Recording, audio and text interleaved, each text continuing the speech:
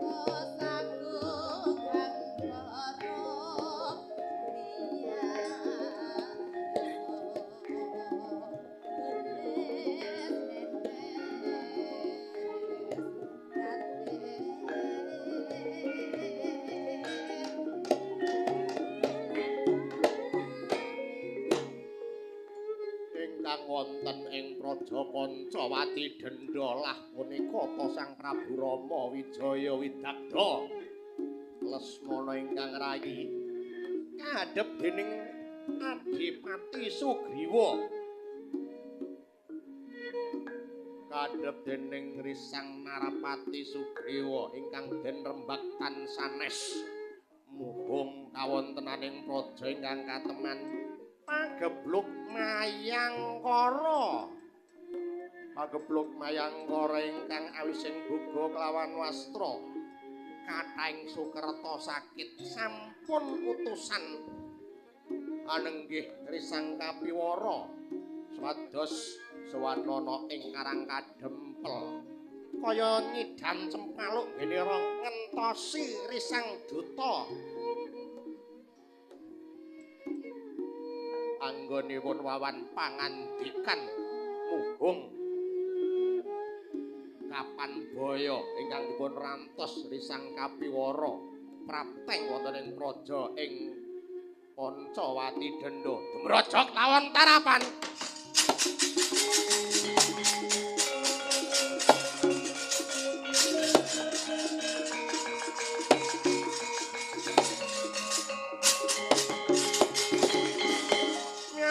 ning kalangiwan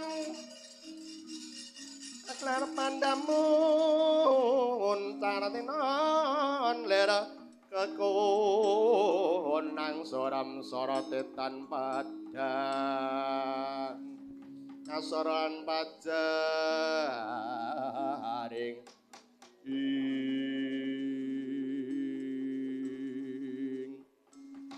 Anoman kaya nyidam cempaluk anggonku ngranti praptamu kaki Anoman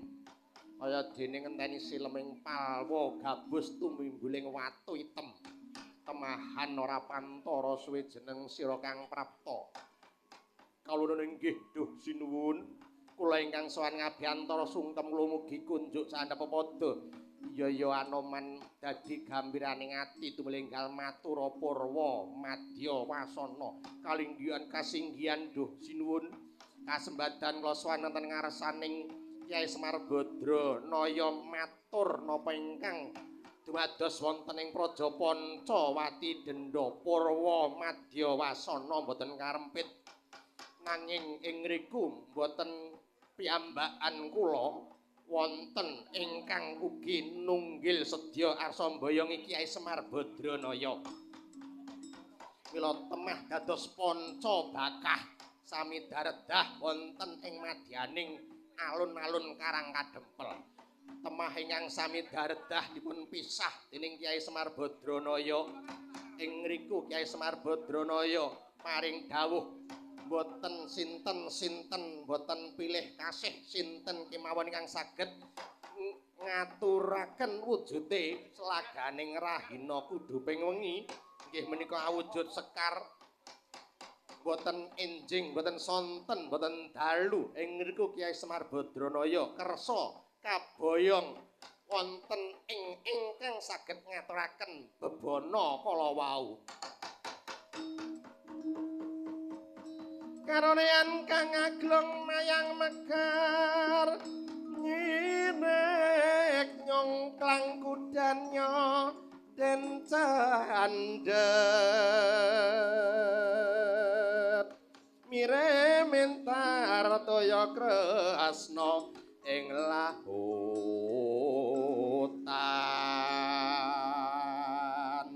ombaknya anelahi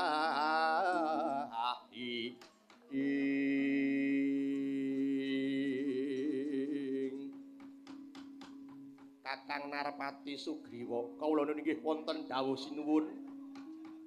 Kakang Narpati wis ora karempit apa kang dadi ature Kyai Sikapiwara Anoman kawula nggih kula sampun midhanget piyambak manut katerangane panemune Kakang Narpati Kadiparan nggih langkung widagda langkung wicaksana paduka sinuwun amila kula namung nderek napa ingkang dados kersaning sinuwun ing perkawis menika ya Kakang Narpati ing kalungguhan iki sing tak mangerteni kembang selaganing Rahina kudu ping wengi mapan ana ing Kahyangan Suralaya mulai kalungguhan iki Yayi Lesmana Widagda kula wonten dawuh Koko Prabu aja wedi kangelan ya Yayi kalungguhan iki mumpung rikang prayoga daya-daya lebdong ing karya siadi tak tundung swana ing Sang Hyang Jagat Giripati nyuwuna selaganing Rahina kudu ping wengi ya Yayi kalungguhan menawi sampun terwaca dawuh pangandika paduka duh Koko Prabu ing kalenggahan menika kula namung sumedya nindakaken sedaya dawuh pangandika paduka Koko Prabu mila ing kalenggahan menika nyuwun pangestu daya-daya lebda ing karya Yayi Lesmana Widagda duga-duga digawa ngati-ati yuwa kongsi keri Yayi tak sangoni Basuki kawula nggih nyuwun pangestu Duh Koko Prabu